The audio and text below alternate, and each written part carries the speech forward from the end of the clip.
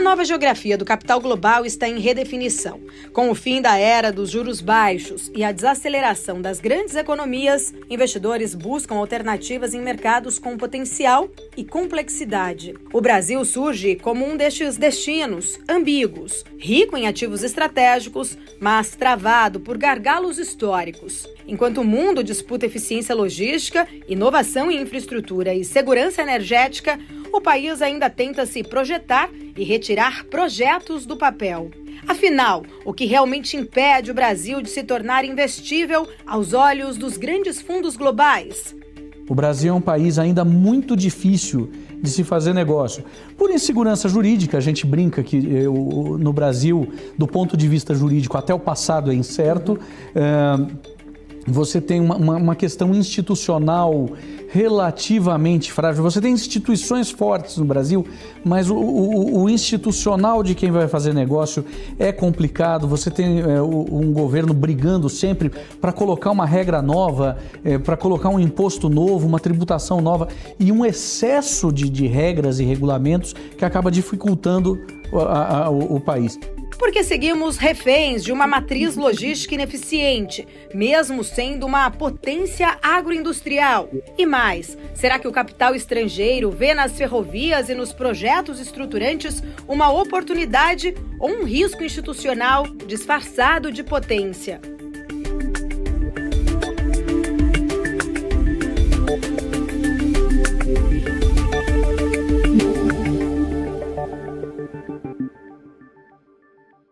Mário, obrigada pela presença, bem-vindo. Muito obrigado pelo convite, Paulo, é um prazer sempre estar aqui com vocês na BMC News. Eu acho que a gente vai ter uma conversa bem interessante hoje. Com certeza, um assunto enriquecedor, por sinal. E para a gente começar, queria entender um pouco da tua leitura. O fim aí da era dos juros baixos acabou reposicionando bastante o capital global e, de fato, acabou ficando até mais seletivo.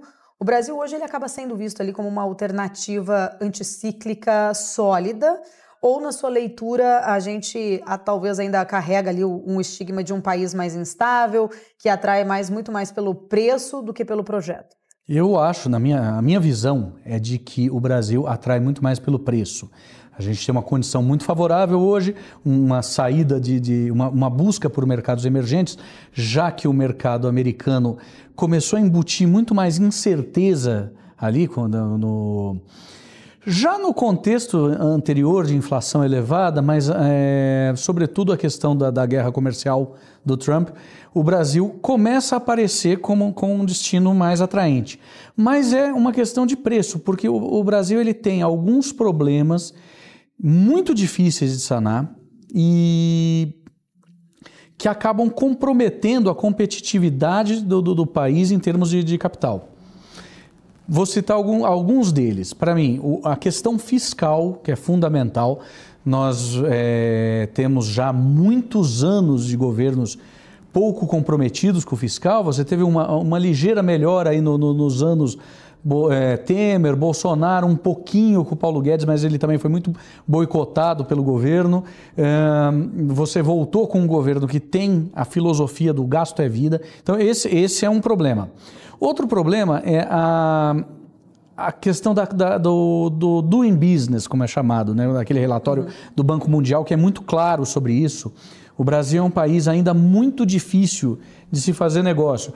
Por insegurança jurídica, a gente brinca que no Brasil, do ponto de vista jurídico, até o passado é incerto. Você tem uma questão institucional relativamente frágil. Você tem instituições fortes no Brasil, mas o institucional de quem vai fazer negócio é complicado. Você tem um governo brigando sempre para colocar uma regra nova, para colocar um imposto novo, uma tributação nova e um excesso de regras e regulamentos que acaba dificultando o país. E também, eu acho que talvez tão importante quanto os outros, uma infraestrutura muito deficiente. Eu quero depois até me aprofundar um pouco mais sobre em relação à questão de infraestrutura, mas você traz pontos muito importantes aqui, que seria, né, talvez ali um olhar para um dever de casa melhor para a gente conseguir atrair investimentos, principalmente internacionais. Você falou ali em relação ao fiscal, mas ainda puxando nessa questão, né, de ter aí, de repente, Brasil ser visto como essa alternativa, essa tese Brasil muitas vezes a gente vê ela suando bem nos relatórios, né? Um mercado interno robusto, ativos descontados, né? Que foi até a minha primeira questão ali do preço, um potencial logístico, mas na prática sempre tem algo ali que trava. O que na sua visão acaba frustrando talvez muito mais essa narrativa quando o investidor institucional ele tenta transformar essa intenção de vir para o Brasil, mas em alocação de verdade? Na alocação de curto prazo, o que antigamente se chamava de dinheiro de motel, que vinha para passar a noite, essa questão não é tão relevante. Você tem uma certa confiabilidade dos títulos públicos brasileiros, você não tem hoje uma perspectiva de calote, apesar do nosso problema fiscal. Do ponto de vista de você alocar no longo prazo, o que você vê hoje muito mais são empresas querendo sair do Brasil do que ficar no Brasil. Você vê a Ford saiu do Brasil, Citibank saiu do Brasil e alguns outros. E alguns que querem vir, eu lembro de ter trabalhado para uma empresa alemã. Ela chegou a comprar uma empresa, uma indústria no Brasil e achou melhor vender depois, porque ela viu que era tão complicado fazer negócio no Brasil que ela preferiu sair. E tem toda essa, acho que você trouxe muito bem até na sua outra resposta, toda essa preocupação em relação à questão da insegurança jurídica. Isso acaba travando bastante também a atração desses investidores. Sem dúvida, porque você tem um ordenamento jurídico aqui bastante complicado. Então, nada é muito certo. Sempre vem uma liminar que pode derrubar, e você, para atender algum interesse localizado de alguém, você muda alguma regra da noite para o dia, você tem que adaptar a tua questão. Do ponto de vista tributário, embora a reforma tributária tenha, em princípio, ela ainda vai, a gente ainda vai conhecer os efeitos dela, porque ela é de uma aplicação lenta, nada no Brasil pode ser resolvido rápido, mas o que era para ser um negócio muito simples já veio com uma série de exceções e de letras miúdas, mas mesmo assim você tem um emaranhado tributário que é dificílimo de pilotar. Qualquer estimativa de tempo gasto para cuidar de questões tributárias no Brasil, uma empresa média leva coisa de 180 horas por ano. Isso é muito tempo, é muito desperdício de tempo para tentar se enquadrar em uma série de regulamentos. Muitas vezes eles são conflitantes, eles se entrelaçam sobre si mesmos, você tem algumas confusões de jurisdição entre município, Estado e União. Então é uma coisa que, para o investidor de longo prazo no Brasil, ele assusta. Quem vai querer fazer uma indústria no Brasil, por exemplo, criar uma empresa no Brasil, ele fica assustado. Mário, nesse aspecto ainda, né, que a gente está falando aqui, você citou reforma tributária, há uma grande expectativa, de fato, né, que a reforma ela possa ser aí talvez uma alternativa importante para desbloquear ou melhorar talvez esse cenário, esse universo, né, da questão jurídica, tributária, uma estabilidade mais regulatória, mas o que mais você enxerga, o que precisaríamos ter além disso para destravar, talvez pensando um pouco mais com urgência, destravar o Brasil nesse sentido, para se tornar uma plataforma mais confiável, inclusive, para investimentos de longo prazo? Eu vejo que um enxugamento da burocracia, o Brasil é um país melhorou muito, tá? Você vê, abrir uma empresa no Brasil 10 anos atrás era um pesadelo que levava 3 meses. Hoje você consegue, em alguns casos, resolver a questão em 2, 3 dias. Então já melhorou muito, mas ainda tem muita burocracia. Você tem um problema no Brasil que é assustador, que é a questão da falta de mão de obra qualificada, mas esse não é de solução de longo prazo, de curto prazo. A criação a questão educação, ela é tão complexa e tão demorada para dar efeitos que a gente nem consegue falar no curto prazo. Nenhum governo vai resolver a questão educacional no curto prazo. E principalmente a questão do ordenamento jurídico. Você não ter a segurança de que você vai tomar uma ação e depois ela vai ser contestada por alguma instância do judiciário, meses depois chega uma cobrança tributária retroativa. Existe uma série de questões, porque um juiz de primeira instância de outro estado contestou alguma decisão que era favorável. Então, essa questão da incerteza jurídica é muito séria no Brasil. Ela é uma grande questão que impede o investimento externo. Mário, quando os fundos globais eles comparam o Brasil, por exemplo, a outros emergentes mais estratégicos, um exemplo, Indonésia, Índia ou México, por exemplo, o que realmente pesa ali mais na balança? Estamos ficando ali, de repente, para trás ou apenas subaproveitando um grande diferencial ali mais geoeconômico?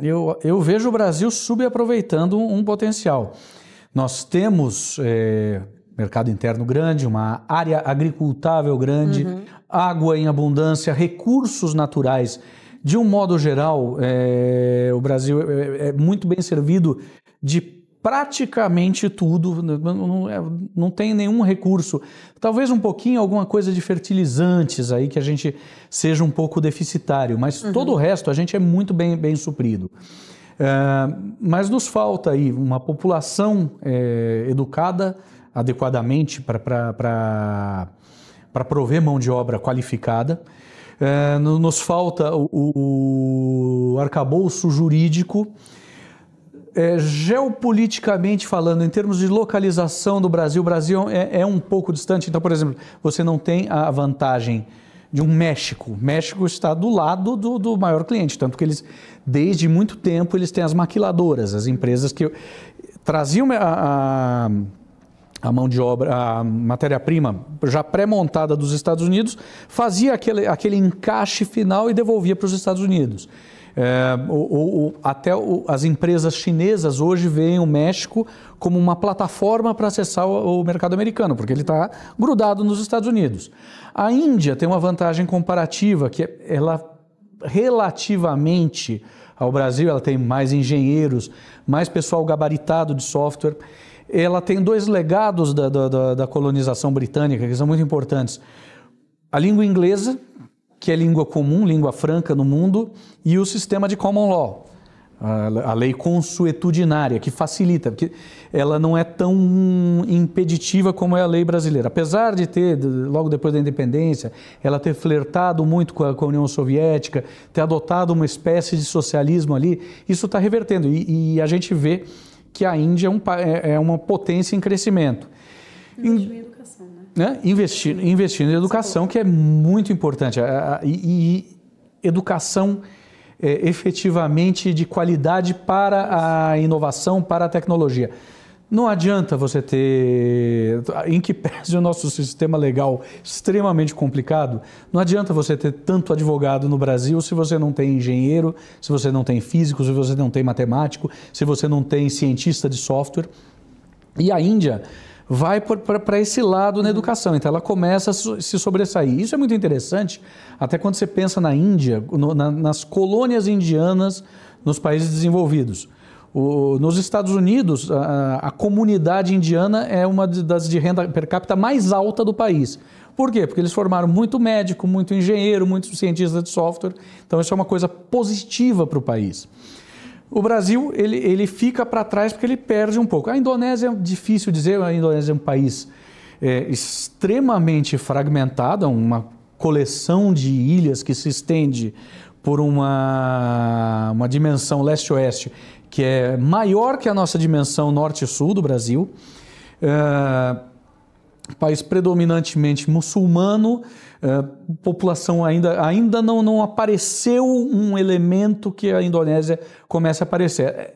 Ela tem potenciais de petróleo, de recursos naturais, mas ainda não é um país que chega a ser competitivo com o Brasil. Acho que hoje o Brasil tem uma competitividade natural muito grande, só que ele não aproveita essa competitividade. Ô Mário, existe um certo, talvez, paradoxo ali entre o apetite dos investimentos, ou melhor, o apetite dos investidores por ativos de risco e também toda a cautela com países complexos como o Brasil, né? Você estava até pontuando aqui todas essas complexidades do nosso país. O que na sua visão, ajuda um país, de fato, a fazer uma travessia nesse sentido e se tornar mais investível, assim, né? Atrativo, inclusive, para o capital global?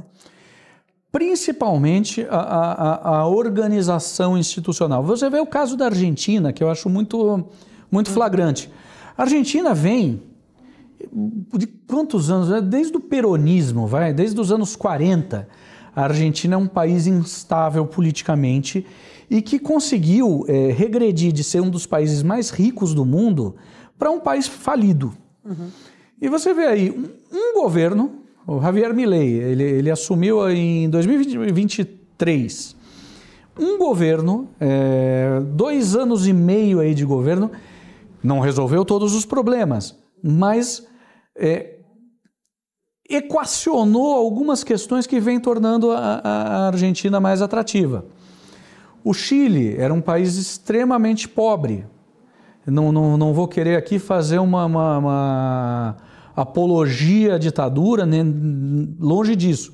Mas o fato do governo Pinochet ter chamado os famosos Chicago Boys, deu uma organizada no país, deu uma alinhada no que é preciso fazer, que eles partiu de ser um país que era praticamente uma monocultura de cobre, para ser o país mais desenvolvido da América Latina. Então, existem 1000 soluções. Se você pensar até em um país como Botsuana, na África. Botsuana é um país paupérrimo, mas que teve algumas pequenas reformas que conseguiram consolidar o país como um centro para desenvolvimento de tecnologia. Então, esse tipo de coisa são as arrumações institucionais, é o facilitar fazer negócio, é o não demonizar o empresário, o empreendedor, que esse também é uma questão muito forte da cultura brasileira, é a demonização do empresário e do empreendedor. E, infelizmente, o governo atual, ele tem essa visão, ele é contra o setor privado. É uma ideologia mais estatista. É uma ideologia, né? Claro. estatista, então você cria esse tipo de complicação. Então, se você começar a mexer em algumas coisas, você começa a melhorar as possibilidades do país. Mário, quando a gente pensa, né, principalmente até no déficit de infraestrutura aqui no Brasil, que a gente sabe que é antigo, o que torna, na sua visão, essa fragilidade ainda mais crítica no nosso cenário atual de reindustrialização global, toda a pressão, inclusive, por eficiência logística, busca até mesmo ali por uma segurança mais produtiva? O Brasil, ele tem uma vocação natural para o agro. A gente estava até conversando aqui no intervalo.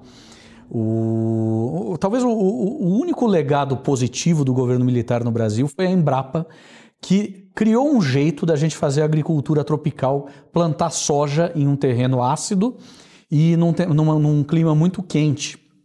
Então a gente tem essa vocação muito grande para o agro. Só que nós não temos como escoar essa produção. E falta ferrovia de carga para a gente. O Brasil equacionou bem. Uma das coisas que o Brasil tem de muito interessante, 90% da tonelagem transportada pelas ferrovias brasileiras é de minério de ferro. Porque ele é pesado e porque as ferrovias operacionais brasileiras estão ligando minas de ferro a portos. Então você tem a maior, Carajás, lá que liga o Pará até o Porto de São Luís, Porto de Itaqui. Você tem a Vitória Minas, que liga a região do quadrilátero ferrífero de Minas Gerais até o Porto de Vitória, Tubarão. E você tem a MRS, que sai da região da mina da Casa da Pedra, em Congonhas do Campo, desce até a usina de Volta Redonda e depois desce até o Porto de Sepetiba. Isso aí é 90% da tonelagem transportada. O resto é a soja que vem do Mato Grosso, vem pela linha da Rumo, a Ferronorte, entra no estado de São Paulo, onde era a antiga FEPASA, onde era a antiga linha paulista, araraquarense e tal, desce, passa por Campinas, passa por São José do Rio Preto e vai chegar no Porto de Santos, que transporta prioritariamente soja, mas também outros produtos do agro.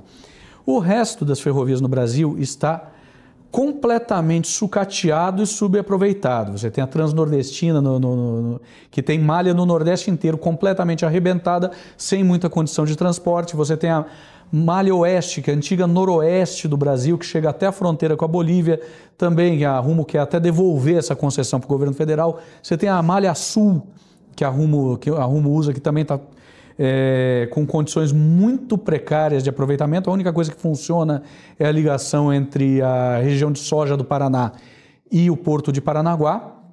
O resto é praticamente parado. Então, você tem um déficit muito grande. E, particularmente, a gente vê algumas iniciativas que estavam planejadas sendo postergadas, porque nossas instituições comportam alguns absurdos. Eu vou te dar um exemplo. Existe um projeto já antigo da Ferrogrão. A Ferrogrão ligaria a região de Sinop, epicentro do plantio de soja no estado do Mato Grosso, até o porto fluvial de Miritituba, na cabeceira do rio Tapajós, onde ela seria transbordada para barcaças que iriam até o porto de Santarém. Em Santarém ele carregaria navios Panamax que poderiam sair para o oceano. O rio Amazonas comporta esse calado para receber navio Panamax ali, que pode passar, como o próprio nome diz, atravessa o canal do Panamá e seria uma alternativa muito mais rápida para chegar na China. O que é feito hoje? Você tem, todo ano na época da safra, você vê a mesma reportagem, igualzinha, das filas gigantescas de caminhões na Cuiabá-Santarém, querendo desembarcar soja no Porto de Santarém, ou até em Miritituba, que tem uma estrutura já de transbordo para barcaça. Você tem esse problema todo ano. Mas aí a ferrovia não sai. Por que ela não sai? Porque você tem que fazer uma audiência pública. Aí eu fui na audiência pública, dezembro de 2017. Eu estava em Brasília, o auditório da Agência Nacional de Transportes Terrestres. Aí o que acontece? O Brasil é signatário de uma convenção chamada OIT 169, a convenção número 169 da Organização Internacional do Trabalho, que poucos países são signatários, mas o Brasil e por alguma razão ele não consegue se retirar dela, que diz que as comunidades tradicionais têm que ser ouvidas em qualquer processo. O que acontece? Os donos de postos da Cuiabá-Santarém vão lá quem é de Brasília conhece a Avenida W3, é uma avenida de Brasília, alugam alguns índios fantasiados, botam em cima do palco do auditório e impedem a realização das audiências públicas, os processos não conseguem continuar. Essa é uma ferrovia que ia ser feita majoritariamente com dinheiro privado. As 5 grandes do agronegócio, a AMAGE e a ABCD, a ADM, Archer Daniels Midland, a Bunge, a Cargill e a Louis Dreyfus, elas iriam praticamente pagar essa ferrovia, mas ela não pode ser feita porque você não conseguiu concluir as audiências públicas, então você não consegue dar sequência ao projeto. Depois disso ainda teve um embargo, o Temer mudou, ele fez uma troca de terra devoluta da União por uma faixa do Parque Nacional do Jamanchim, lá no Mato Grosso, para poder fazer a faixa de domínio da ferrovia. Praticamente paralela à rodovia, não ia ser um grande problema ambiental. Mas o PSOL ingressou com uma ação no STF que trava qualquer processo relativo à Ferrogrão. Então a ferrovia, extremamente relevante, que queria dar um ganho de competitividade na questão da soja brasileira, não pode ser feita porque nós temos uma série de coisas que impedem o Brasil de avançar. Mário, até depois quero me aprofundar mais em relação à questão das ferrovias, mas ainda pensando muito, até nesse sentido, né, que você falou ali, de várias empresas olhando para essa possibilidade de trazer esse investimento. A gente sabe que a infraestrutura aqui no Brasil ela é vista, de fato, como um custo muito mais orçamentário e não como um ativo estratégico, isso por parte do governo. E muitas companhias e muitas empresas têm, de fato, esse interesse, mas as coisas ficam muito travadas. O que falta para a gente conseguir mudar essa lógica, tratar este setor, de fato, ali como um instrumento de produtividade, de crescimento econômico mais sustentável? Novamente. Vontade política falta também? Também falta vontade política, embora tenha havido vontade política em algum momento. Se a gente for falar de vontade política, você sabe que eu sou muito crítico ao Luiz Inácio. Mas uma coisa, os primeiros governos dele, houve uma vontade política muito grande de fazer ferrovia. O problema é que foi tudo mal feito. Você teve ali praticamente a conclusão da Norte-Sul, vamos dizer, a conclusão do tramo central da Norte-Sul. A Norte-Sul é uma ferrovia idealizada pelo José Sarney em 1987 e ela é envolta em escândalos desde o começo, desde aquela famosa e icônica reportagem do Jânio de Freitas na Folha em 1987, ela é um problema. Mas no governo Fernando Henrique conseguiram concluir a ligação entre perto de Palmas, ali, Porto Nacional, no Tocantins, até o entroncamento com a ferrovia Carajás, o que deu acesso ao porto de São Luís. Depois, no primeiro governo do Luiz Inácio, foi feita uma licitação para construir a ferrovia de Porto Nacional até Anápolis, região do lado de Goiânia ali. E foi feita uma licitação completamente maluca, porque você tinha uma empresa estatal chamada Valec, que ela era responsável pela construção, mas na verdade ela fazia a licitação e dava os lotes para cada empresa construir do jeito que achasse melhor. Então você tem ali trechos que foram feitos sem nenhum controle da qualidade da areia dos dormentes, e os dormentes podem esfarelar a qualquer momento. Então foi mal feito. Mas o governo do Luiz Inácio teve muita vontade de fazer isso. Outro caso emblemático foi a ferrovia transnordestina, que ele anunciou, a região dele, né? Sertão nordestino, ia ligar Eliseu Martins, região de soja também do Piauí, ali no Mapitoba, né? Que é aquela região de soja que eles têm ali no Cerrado Norte, até o Porto de Suape. Foi feita a maior fábrica de dormentes do mundo, da Odebrecht, com capacidade, a capacidade era fazer a ferrovia em 3 anos. Até hoje esse negócio não saiu, está enrolado, está perdido. Então, vontade política existiu, mas só vontade política não adianta. Você tem que ter vontade política aliada com honestidade e eficiência. Então, acho que esse é um ponto interessante até, porque até nessa sua leitura parece que, pensando aqui, o Brasil, ele até entendeu que precisa de capital privado para destravar a infraestrutura. Mas e aí? Por que de fato, né, entre a intenção e a implementação, o que trava essa alocação mais estruturada de recursos? O problema estaria, então, nos projetos ou no modelo institucional que os cercam? O modelo institucional é muito ruim. O modelo de licitação, por exemplo, que foi feito pela Valec, era muito ruim. O que acontecia? As empresas que recebiam os lotes, elas já recebiam 16% do valor da obra na entrega dos dormentes. Teve empresa que saiu correndo, entregou todos os dormentes e declarou falência. Recebeu, declarou falência e o trecho teve que ser relicitado. Por exemplo, tem uma série de absurdos envolvidos aí que complica muito. E aí depois descobriram, no governo da Dilma, ela foi fazer o que ela chamou de uma faxina ética no Ministério dos Transportes e descobriu o absurdo que era a Valec. O presidente da Valec foi preso, né? Chamava Dr. Juquinha, Juca das Neves. Ele acabou sendo preso. Por quê? Porque descobriram que tinha tanto absurdo ali dentro que não deu para fazer a obra. E quando a obra ficou pronta, ela acabou sendo concedida para a Rumo como contrapartida da extensão do contrato da Malha Paulista. E até hoje você tem uma ferrovia pronta que ninguém sabe muito bem como vai operar. A gente até falou, inclusive, um pouco sobre estes entraves, né? Sobre o que travam esses investimentos aqui no Brasil. Queria focar, inclusive, um pouquinho mais agora em ferrovia. Claro que a gente também pode falar mais de portos daqui a pouco, mas o que impede hoje o país para destravar esse potencial?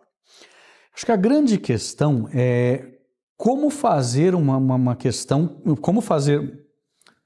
Eu acho que o que impede, o que trava muito a questão de infraestrutura no Brasil é a segurança do investimento. Primeiro, o nosso custo de capital é muito alto. O Brasil está muito... Os juros são muito altos no Brasil. E são altos, não é por maldade de ninguém, não é porque o Banco Central é malvado, né? Muita gente fala... Não, eles são altos porque os juros refletem uma percepção de risco do país.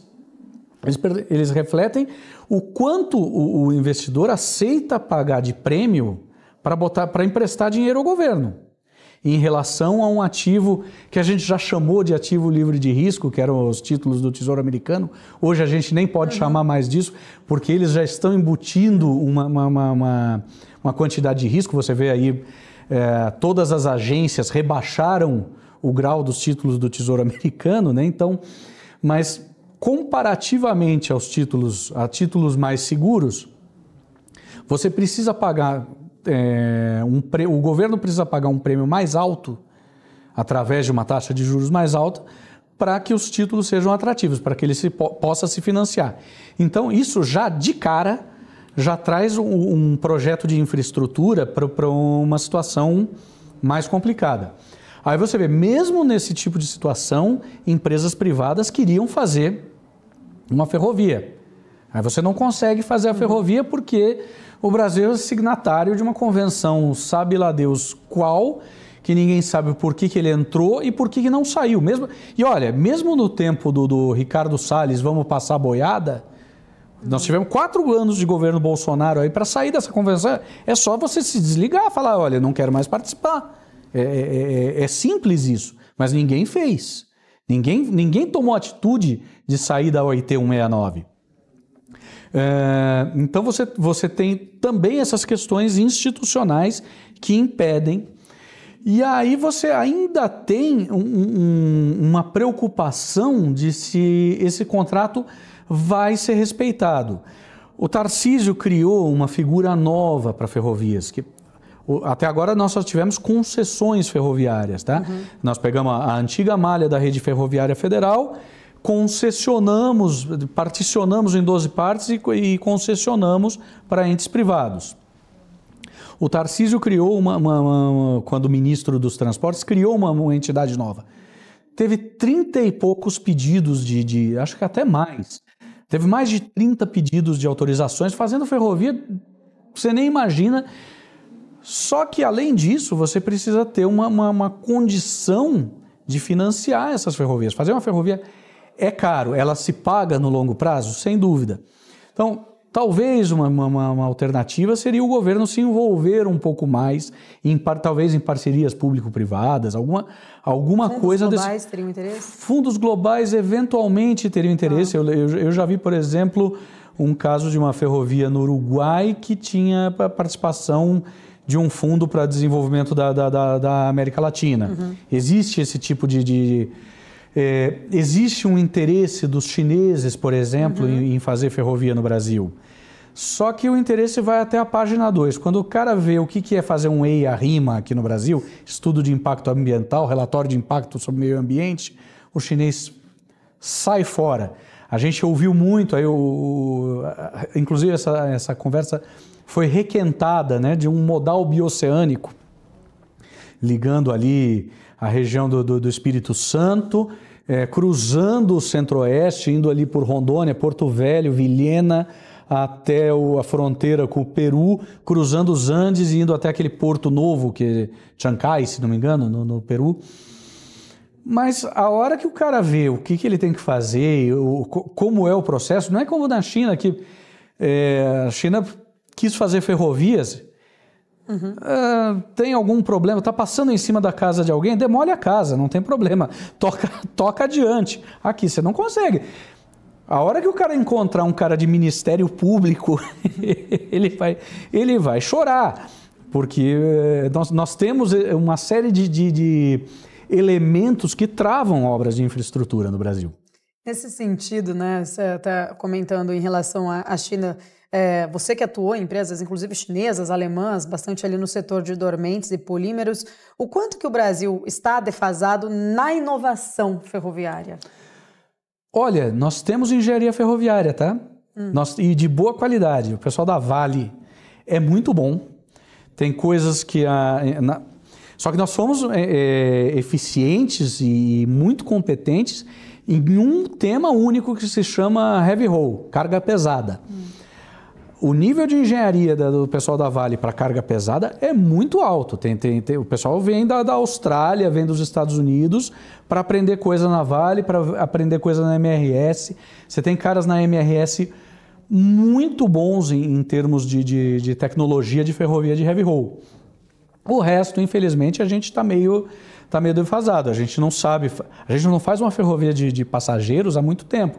Nós vamos fazer agora, inclusive com participação dos chineses da CRRC, nós vamos fazer a primeira ferrovia de passageiros no Brasil em muito tempo, que vai ser aquela ligação entre São Paulo e Campinas. Vamos ver como é que vai ser, porque a engenharia mudou muito desde o tempo que a gente fez a última linha de passageiros no Brasil, que deve ter sido nos anos 60. Ô Mário, e nesse sentido, né, a gente queria entender um pouco na tua leitura o que o Brasil perde em termos dessa competitividade global em não conseguir ou não integrar aí ferrovias, portos, centros logísticos, por exemplo, com uma visão mais sistêmica. Perde demais, a gente perde em competitividade. Infelizmente, nós somos um exportador de commodities. Nossa pauta é soja e minério de ferro. Um pouquinho de frango, tá? Um pouquinho de carnes, tem algumas... Mas vamos pegar esses dois produtos que eu acho bastante relevantes. Quando você exporta isso, qualquer coisa que diminua o custo da tonelada é fundamental. Nós estamos exportando basicamente pedra. Então, eu acho que na questão do minério de ferro a gente já está muito bem equacionado. Eu acho que a gente devia fazer algumas outras coisas que faltam aí, que seria beneficiar esse ferro, transformar pelo menos em ferro gusa. O ideal seria já transformar em aço laminado, e eu não vejo por quê. Por exemplo, o Maranhão é um grande cultivador de eucalipto, que é a matéria-prima para aquecer um alto-forno. Você poderia ter uma usina siderúrgica no Maranhão recebendo essa quantidade de minério de ferro, e em vez de só pelotizar, partir para já ter uma siderúrgica para entregar o aço laminado.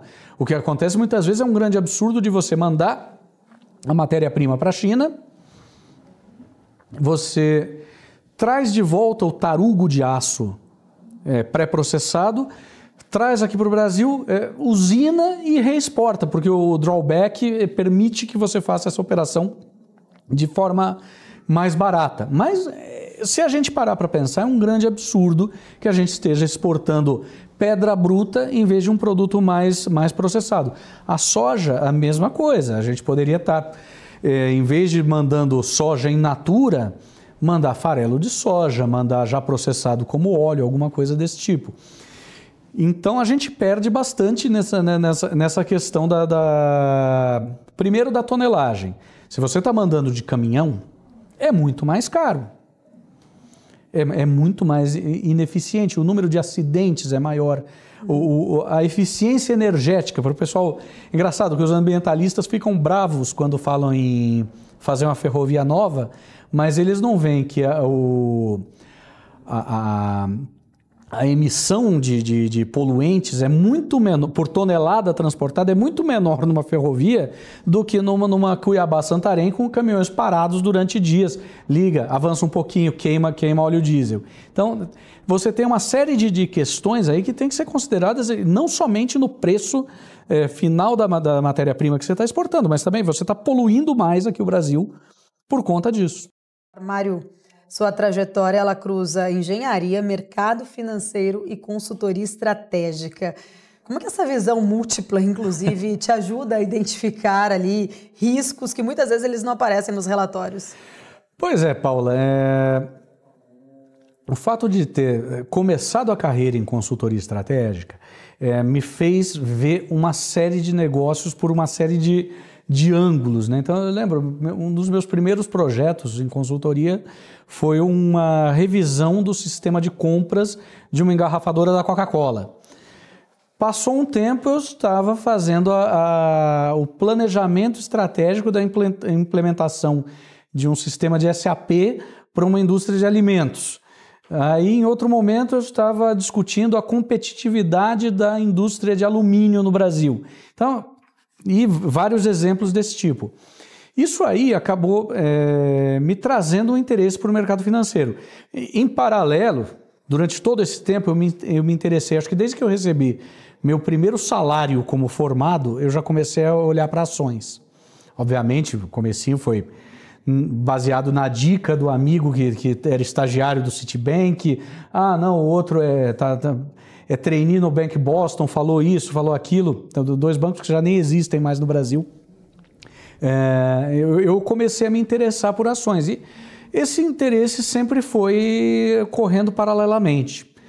E por ter trabalhado com estratégia e depois olhado para essa questão da ferrovia, olhado muito a fundo o problema brasileiro da infraestrutura, a gente começa a entender algumas coisas mais profundas sobre o país, né? Por que o país não funciona? Por que nós temos juros altos? Por que isso? Por que aquilo? E isso acabou se refletindo na minha gradual inclinação para o mercado financeiro. E aí surgiu a ideia de participar, fundar uma gestora. Exatamente. Aí eu acabei me reunindo com alguns amigos, a gente começou a olhar primeiro, isso já tem 10 anos, a gente começou a olhar como operar opções, primeiro no Brasil, depois nos Estados Unidos. Aí nossa conversa foi se aprofundando e no fim das contas a gente conseguiu abrir um fundo em 2020, talvez um dos únicos fundos no Brasil, se não o único, que opera com a ideia de ser um seguro de carteira. E nós fomos amadurecendo a ideia e começamos a trabalhar na questão de carteiras administradas e de nos tornar um multifamily office.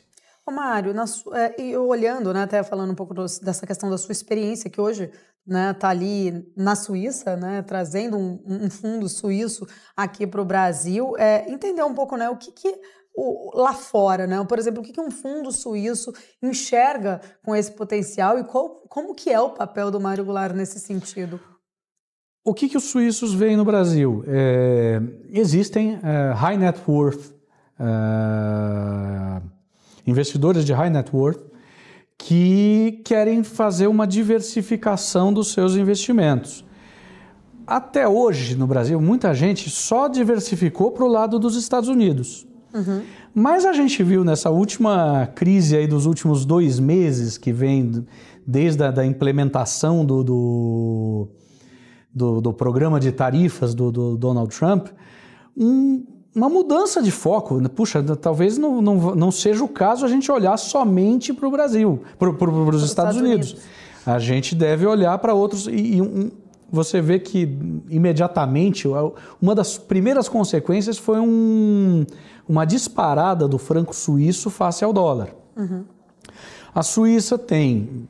Bom, esse fundo que eu represento no Brasil, ele não necessariamente trata só de empresas suíças, ele é um fundo quant, então ele tem vários temas possíveis. Ele tem para empresas americanas, para empresas europeias, para UK, para Ásia e também para empresas suíças. Mas o que eu vejo de muito interessante em diversificar para a Suíça é um país pequeno, mas com empresas de muito valor agregado.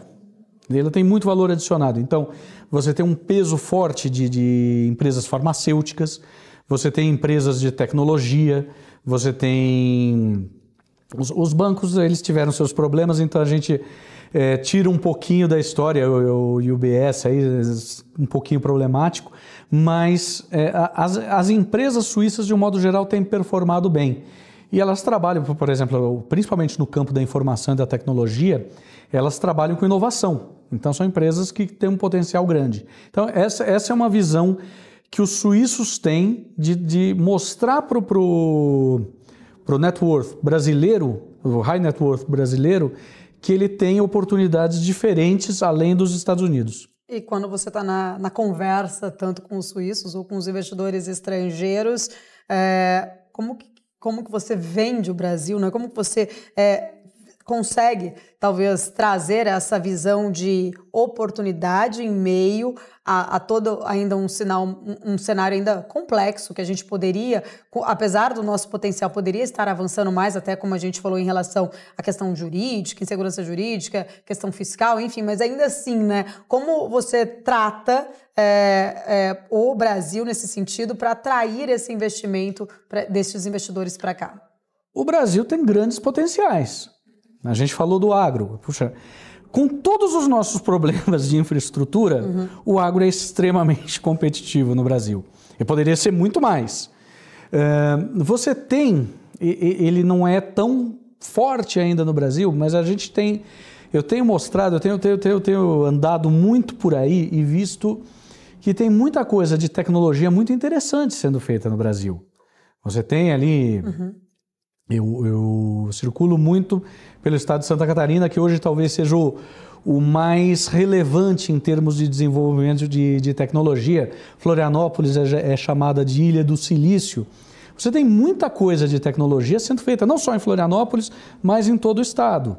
Você tem tecnologia aparecendo por ali. Isso ainda não foi para a Bolsa, isso ainda não foi para o investimento direto, mas isso chama a atenção de Venture Capital. Você tem aí um dos fatos mais relevantes do ano passado, aquela empresa chama ASAS, Automated Software as a Service. Ela recebeu de um pool de fundos internacionais, entre eles o SoftBank japonês, um aporte de mais de 800 milhões de reais. A empresa hoje já pode ser considerada um unicórnio em dólar. Muita gente, a empresa não confirma essa informação, mas muita gente no mercado já fala que a empresa já vale $1 bilhão. Então você tem muita coisa relevante. Tem uma Ibanks em Curitiba que processa pagamento para o Spotify, que já é unicórnio brasileiro. Você tem muita empresa de tecnologia no Brasil. Não é o nosso principal segmento. Você tem uma WEG em Santa Catarina, que é considerada uma empresa de world class. Ela é uma empresa que compete em qualquer mercado, mesmo com as deficiências do custo Brasil. Então você tem coisas legais no Brasil para investir.